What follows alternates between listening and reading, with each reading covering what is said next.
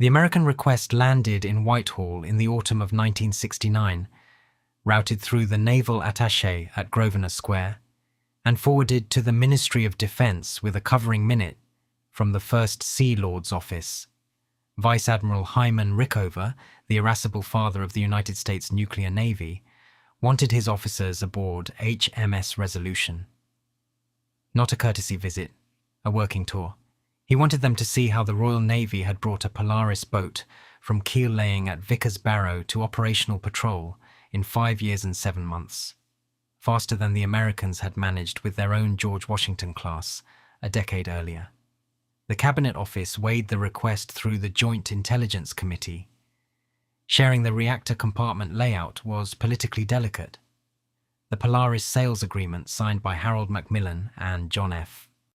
Kennedy at Nassau on December 21, 1962, had given Britain the missiles and the fire control system, but the pressurized water reactor at the heart of Resolution was British designed, drawing on Rolls-Royce work at Rainsway and Derby, and the Shaw prototype at Downry. Dennis Healey, Secretary of State for Defense, initialed the approval. The Americans would be shown a great deal. They would not be shown everything. Resolution herself had been launched at Barrow on September 15, 1966 by Anne, Princess Royal, in a shipyard that had built submarines since the reign of Edward VII. Her first deterrent patrol had begun on June 15, 1968, the boat slipping out of Faslane into the Firth of Clyde, with 16 A-3 Polaris missiles in her tubes, each carrying 3 200-kiloton British-designed warheads, assembled at Aldermaston. From that day, the Royal Navy assumed the strategic deterrent role from the RAF's V-Force, and from that day at least one Resolution-class boat was continuously at sea, a posture the Navy called Continuous at-Sea Deterrent, and referred to internally as CASD. By the time the American Admirals arrived, the pattern was set. 4 boats, roughly 10-week patrols, one always on station within range of Moscow. The tour party assembled at Faslane in early 1970. Rickover did not come himself. He rarely travelled. He sent officers he trusted, including men who would later shape the Ohio program, then taking form on the drawing boards at Electric Boat in Groton, Connecticut. They were met by Rear Admiral John Roxburgh, Flag Officer Submarines, and driven down to the Clyde submarine base at Faslane and across to the armament depot at Coulport, where the missiles were mated to the boats. What the Americans saw over the following days was a submarine program that had achieved something their own had not. Resolution and her sisters, Repulse, Renown, and Revenge, were quieter than the equivalent American boats of the same generation. The reason lay in the raft. British designers at Rolls-Royce and the Admiralty Underwater Weapons Establishment at Portland had mounted the entire propulsion machinery, turbines, gearbox, feed pumps, on a floating steel raft, isolated from the pressure hull by resilient mountings.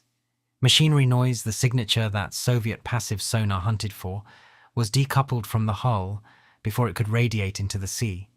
The Americans had considered rafting for their Lafayette class and rejected it as too complex. The British had built it, made it work, and were operating it on patrol. The visiting officers took notes. They asked to see the mountings. They asked about the tolerances. They asked about the acoustic trials conducted off Rona in the Inner Sound. They flew back to Washington with a problem. The next American boomer was going to have to be quieter than anything Groton had drawn. The problem the Americans carried home was not new to them in theory. Rickover's engineers had studied rafted machinery since the late 1950s, when the first Soviet November-class attack boats had gone to sea, and the US Navy had realized with some alarm that its own submarines were louder than they had assumed. What the Faslane visit changed was the calculus. The British had committed to rafting on an operational deterrent boat and had made it survive North Atlantic patrols. The engineering risk was no longer theoretical. It had been retired by another navy using British steel and British mountings, and the acoustic returns from the trials ranges bore it out. The Ohio-class design, then designated the Undersea Long-Range Missile System, was still fluid in 1970. The hull diameter had been fixed at 42 feet to accommodate the Trident C-4 missile, but the internal arrangement, the reactor plant, the auxiliary machinery, the crew spaces remained in flux.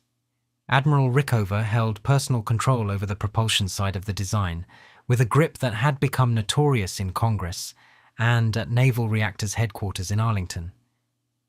He read every specification, he approved every supplier, and he now had a British data set that argued for a rafted plant.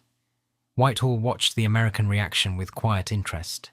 The Joint Intelligence Committee's Defense Intelligence staff maintained a running assessment of Soviet anti-submarine capability, and every improvement in Western submarine quieting was a British interest as much as an American one. Sir Michael Carey, Permanent Undersecretary at the Ministry of Defence, minuted in the spring of 1970 that closer technical exchange with the US Navy on submarine acoustics would serve the deterrent directly. The 1958 Mutual Defence Agreement signed by Harold Macmillan and Dwight Eisenhower provided the legal framework. It had been renewed at 5-yearly intervals and would be renewed again in 1974. Under its provisions, British and American nuclear engineers could exchange classified information on propulsion, weapons physics and warhead design, within limits both governments policed carefully. The exchange that followed the resolution tour was not a wholesale transfer. It was a series of technical conversations conducted through naval reactors and the Ministry of Defence's chief scientific advisor, with liaison officers cleared to the appropriate levels, shuttling between Bath, where the ship department kept its submarine design office, and Groton. British engineers explained how they had solved the machinery noise problem. They did not hand over drawings. They described principles, tolerances, materials, the behavior of the mountings under shock loading from the boat's own hull vibration and from simulated depth charging on the Rona Range. The Ohio design absorbed the lessons in its own way. Electric Boat's engineers did not simply copy the British raft. They developed a rafted arrangement suited to the larger American hull, the different reactor plant, the S8G natural circulation design that Rickover had championed. Natural circulation meant the reactor could run at low power without pumps, and without pumps there was no pump noise. The British S5W-derived plant in Resolution used forced circulation and needed the raft to hide the pumps. The Americans, on Rickover's insistence, attacked the problem at the reactor first and added rafted secondary machinery on top. The result, when USS Ohio was commissioned on November 11, 1981, was a submarine measurably quieter than any American boat before her. The British contribution to that outcome was never publicly celebrated. It sat in classified technical exchanges, in minutes of meetings held in Bath and Arlington, and in the quiet satisfaction of Rolls-Royce engineers at Rainsway, who understood what they had helped set in motion. The deterrent partnership was working in both directions. The partnership had not always looked so productive. To understand why Resolution existed at all and why her acoustic performance mattered enough to redirect an American submarine program requires going back to the winter of 1962 and the corridor negotiation at Nassau that nearly broke the Anglo-American nuclear relationship.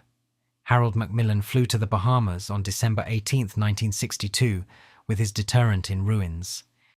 The Skybolt air-launched ballistic missile, on which Britain had staked the future of the V-bomber force, had been cancelled by Robert McNamara's Pentagon a fortnight earlier. Without Skybolt, the Vulcans and Victors of Bomber Command would face Soviet air defences with free-fall bombs and diminishing prospects of penetration.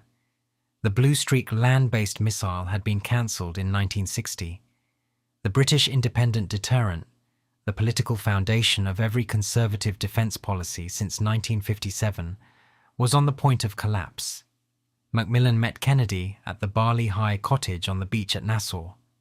The record of the conversation, held at the National Archives at Kew in PREM 11/4229, shows a Prime Minister who understood exactly how much leverage he had.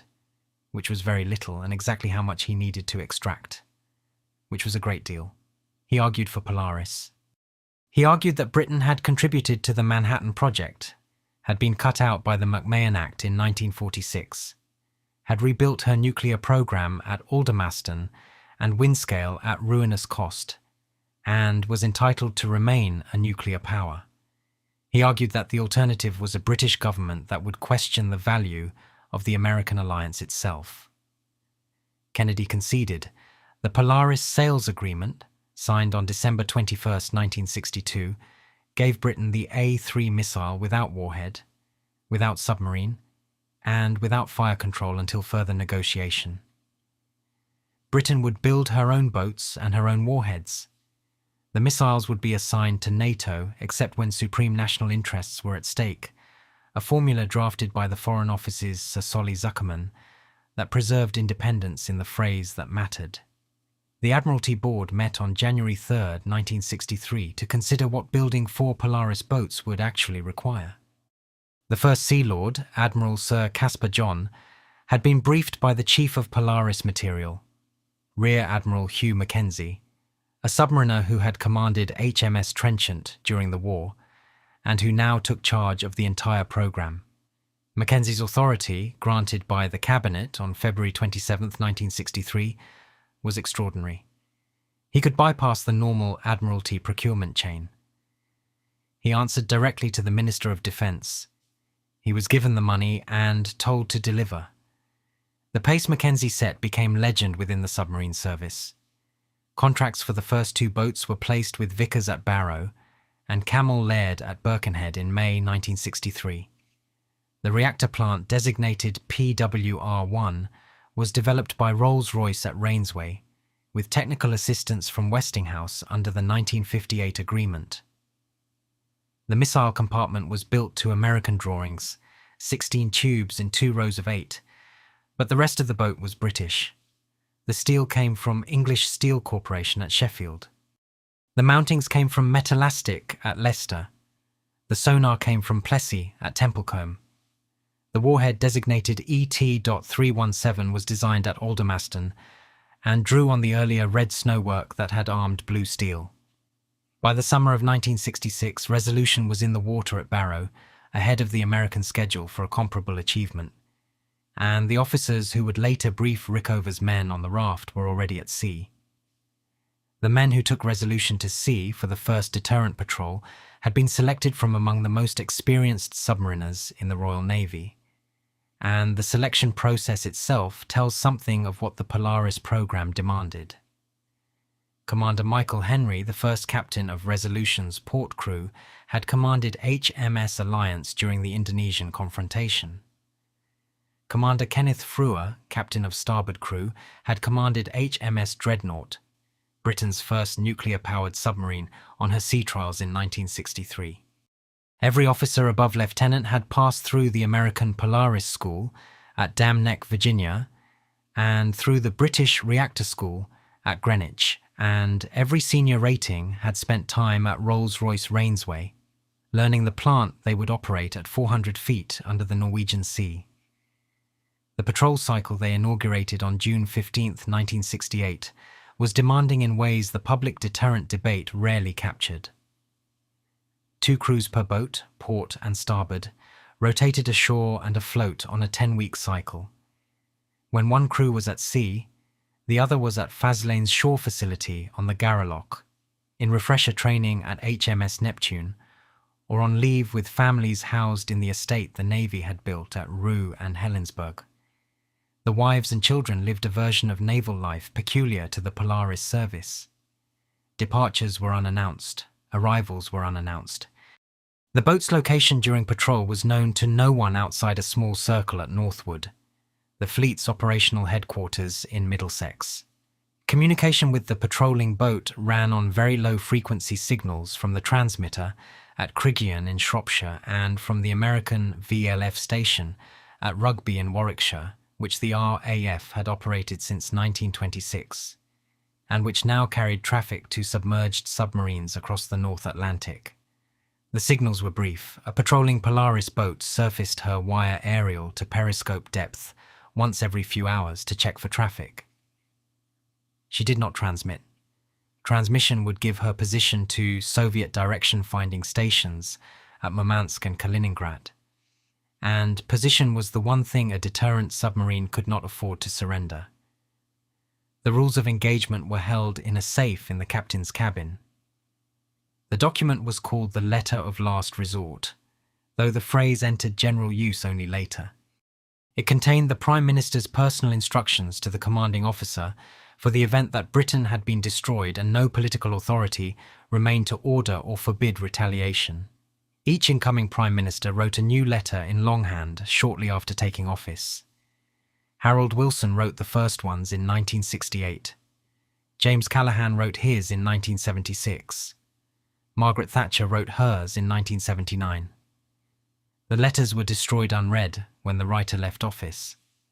What they said is not known and was not intended to be known. The strategic logic the letters underwrote was straightforward and terrible. A Resolution-class boat on patrol carried 48 warheads.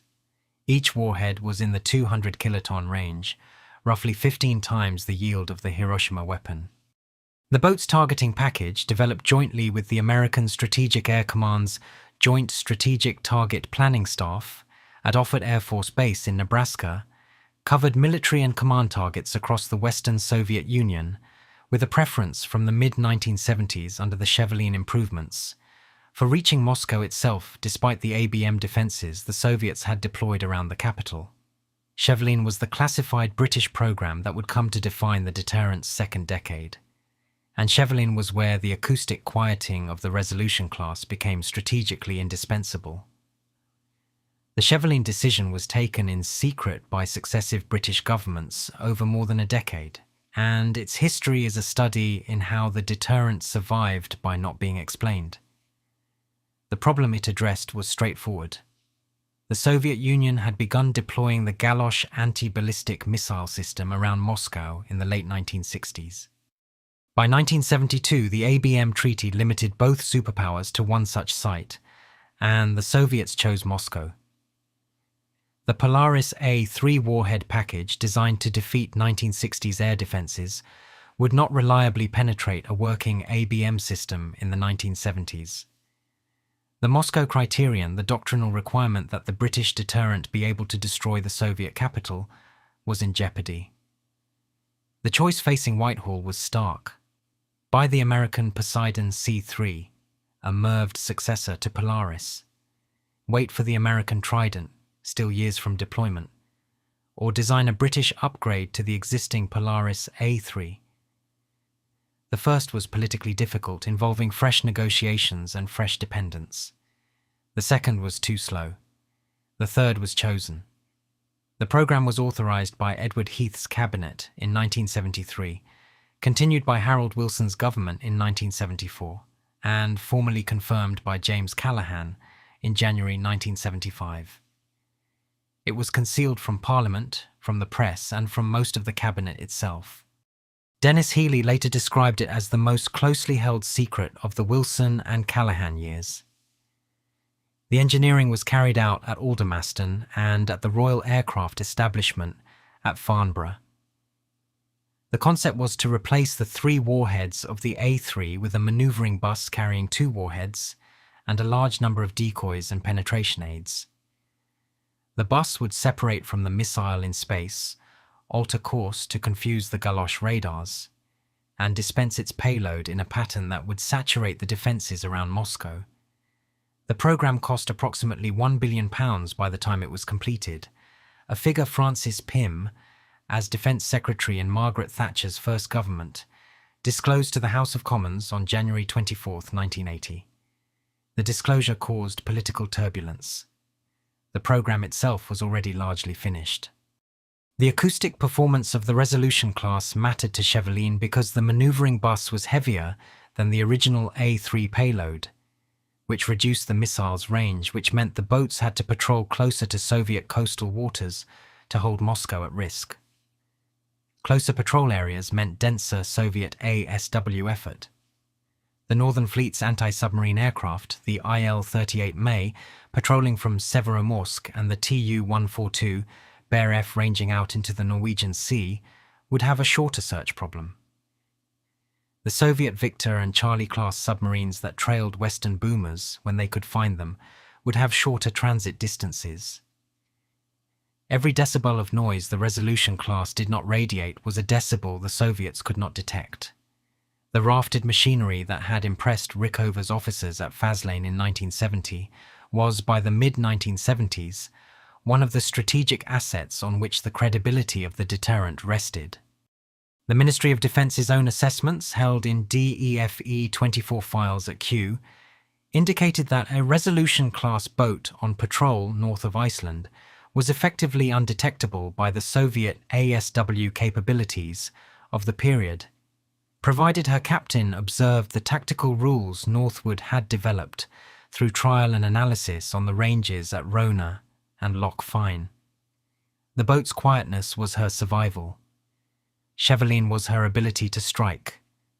Together they made the Moscow criterion hold. The Americans watched the British program from a technical distance and drew their own conclusions about what a small deterrent force could achieve if its concealment was ruthless. The Ohio program moved through construction and testing across the second half of the 1970s under the technical direction of naval reactors and the operational supervision of the Chief of Naval Operations. USS Ohio was laid down at Electric Boat's Groton Yard on April 10, 1976, launched on April 7, 1979, and commissioned on November 11, 1981.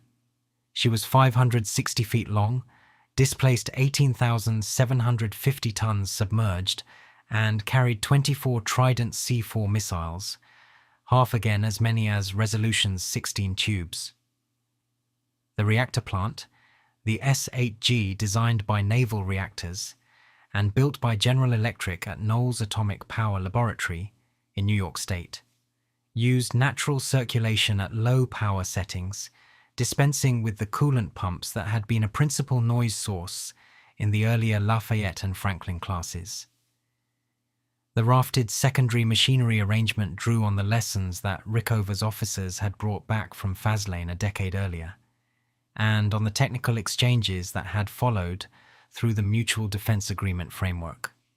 The exchanges were reciprocal. The British received American work on missile compartment design, on inertial navigation systems built by Sperry, and on the fire control computers that would eventually be adapted for the Chevaline program. Neither side treated the exchange as charity. It was a working relationship between two navies that both understood the same problem and both had partial answers to it. Rickover himself was removed from the reactor program in January 1982, forced into retirement by Navy Secretary John Lehman after 63 years in uniform. He was 82 years old and had personally interviewed every officer who took command of a U.S. Navy nuclear submarine from the launch of Nautilus in 1954 until his departure.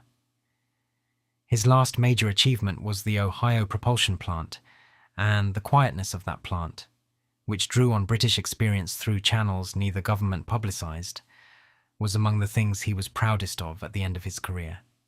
He died in July 1986. The Ohio class continued in production. USS Henry M. Jackson, the third boat, was commissioned in October 1984. USS Nevada, the fifth, in August 1986. By the time the Soviet Union collapsed in December 1991, 10 Ohio-class submarines were in service and 8 more were building. The Royal Navy's own submarine service continued to operate the Resolution class through the 1980s while planning her successor. The Chevaline upgrade entered service in mid-1982, a fact confirmed only later.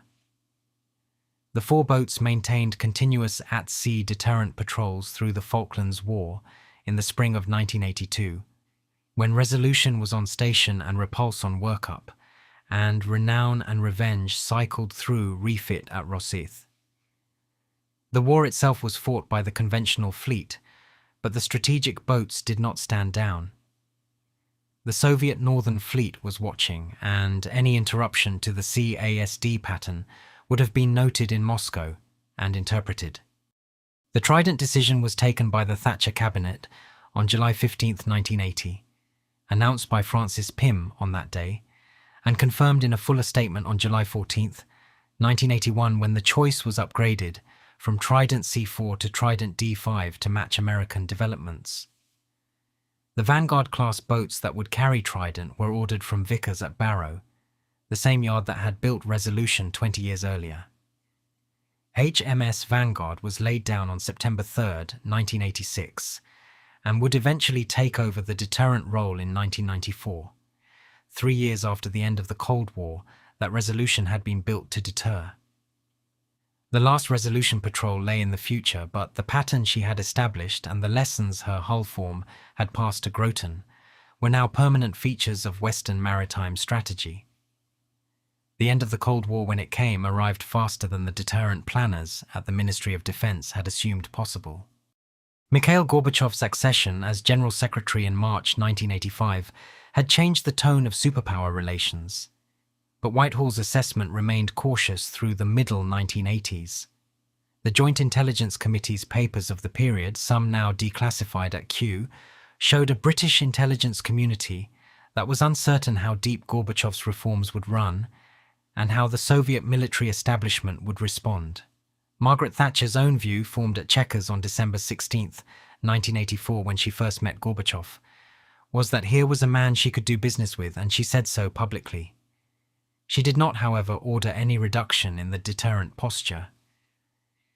The Resolution boats continued their patrols. The Trident order stood. The strategic value of what the Royal Navy had achieved with the 4 Resolution boats became clearer in retrospect as Soviet archives began to open after 1991. The Northern Fleet's anti-submarine assessments, portions of which reached Western analysts through the 1990s, indicated that Soviet naval intelligence had never developed a reliable track on British Polaris patrols. The rafted machinery had done what the Rolls-Royce engineers at Rainsway and the Admiralty Underwater Weapons Establishment at Portland had claimed it would do. It had made the boats effectively invisible to the censors of the period. The Chevaline warhead package had made them, in Soviet military planning terms, credible against Moscow's defenses. The combination had held for the 23 years of Polaris patrols from 1968 to 1991, and would continue to hold through Resolution's remaining service until she was retired in October 1994. The American side of the story continued its own trajectory. The Ohio class, quieter than any submarine that had preceded her in US Navy service, became the sea leg of the American strategic triad through the last decade of the Cold War and into the period that followed. 16 of the 18 boats built carried strategic missiles. The last 2 were converted to carry conventional cruise missiles under the SSGN program. Successive American administrations invested in the class as the survivable core of the American deterrent, with a life expectancy that would take her into the 2030s. The design decisions taken at Electric Boat in the early 1970s, informed by what Rickover's officers had seen at Faslane, carried forward into a submarine that outlived the strategic environment for which she had been designed.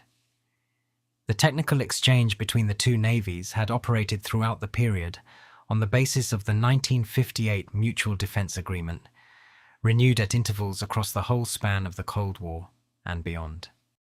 The agreement's provisions, negotiated by Macmillan and Eisenhower at a moment of British nuclear vulnerability after the McMahon Act cut-off of 1946, had produced a partnership that both governments considered indispensable. Britain gained access to American missile technology she could not have afforded to develop alone. America gained access to British engineering solutions in areas where the Royal Navy had moved faster or thought differently. The rafted machinery of Resolution was among the clearest examples of the second flow. At Faslane, the Resolution class ended their deterrent role on May 28, 1996, when HMS Repulse returned from the last Polaris patrol and HMS Vanguard took over. The Trident boats now carried the deterrent, using missiles leased from the American strategic pool and warheads designed and built at Aldermaston. The cycle Hugh Mackenzie had begun in 1963 continued in new hulls with new weapons. The pattern of continuous at-sea deterrent, however, remained exactly what Resolution had established in the summer of 1968. One boat always at sea. Position unknown. Ready to reply. The record of what passed between the two submarine services during those Cold War decades sits in files at Kew, at the Naval Historical Center in Washington, and at the Rolls-Royce Heritage Trust Archive at Derby, and much of it remains classified more than 30 years after the Soviet Union ceased to exist. The broad shape, however, can now be reconstructed from the papers that have been released, the memoirs of those who took part, and the technical histories written by scholars with clearances and patience. Peter Nailor's History of the Nassau Agreement, commissioned by the Ministry of Defense and eventually published in redacted form, established that the Polaris Sales Agreement of December 1962 gave Britain a hardware package and expected her to solve the rest. Solving the rest required Hugh Mackenzie's team, Rolls-Royce at Rainsway, Vickers at Barrow, Camel Laird at Birkenhead, and Aldermaston working at a tempo that British defence procurement rarely achieved before or since.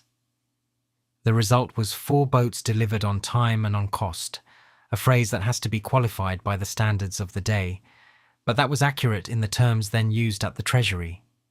Peter Hennessy, in his work on the Secret State, documented the Chevaline programme and the letter of last resort tradition with the access to declassified papers that became possible after 1997. His account and Freedman's parallel work on British nuclear strategy together made clear that the deterrent had been conducted throughout the Cold War as an instrument of state managed by a very small group of ministers, officials and officers, most of whose deliberations never entered the public record and were never intended to. The Resolution herself was decommissioned at Rosyth and moved to the storage berths there, awaiting a final disposal decision that has continued to be deferred through successive defence reviews. Her reactor compartment, sealed and monitored, remains part of the inventory the Ministry of Defence carries as legacy from the nuclear submarine programme. Her 4 sisters lie alongside her. The 5 Resolution and Vanguard generation reactors together represent a materials management challenge that will outlast several more governments. The Ohio-class boats continue to patrol, quieter than Resolution had been, but built on the lessons her rafted machinery taught the Americans in the winter of 1970. The Columbia-class successor, now in construction at Electric Boat and Newport News, will carry those same acoustic principles forward into a submarine that will serve into the second half of the 21st century. The Dreadnought class, the Royal Navy's own Vanguard successor, is being built at Barrow to carry the British deterrent on the same continuous pattern that HMS Resolution began on June 15, 1968. The technical debt runs in both directions. British engineers at Rainsway, who had built Resolution's plant, learned from the American reactor school at Bettis Atomic Power Laboratory in Pennsylvania. American engineers at Electric Boat, who designed the Ohio plant, learned from what British engineers had achieved at Barrow and demonstrated at Rona. Neither navy could have deterred the Soviet Union alone. Neither pretended otherwise in the internal papers, even when the public rhetoric of independence required a different emphasis. At Faslane, the boats still go to sea. The pattern Mackenzie established that Michael Henry took to sea in Resolution's first patrol, that Frewer and his successors maintained through the ABM crisis and the Chevaline years and the Falklands and the last decade of confrontation with the dying Soviet Union, has continued without a break for 57 years. One boat always at sea. Position unknown. The reply ready. The visit Rickover's officers made in 1970 was one moment in that longer pattern. It was also the moment when what Britain had built at Barrow crossed the Atlantic, entered the design of a larger American program, and helped shape the submarine force that both navies would rely on for the rest of the century.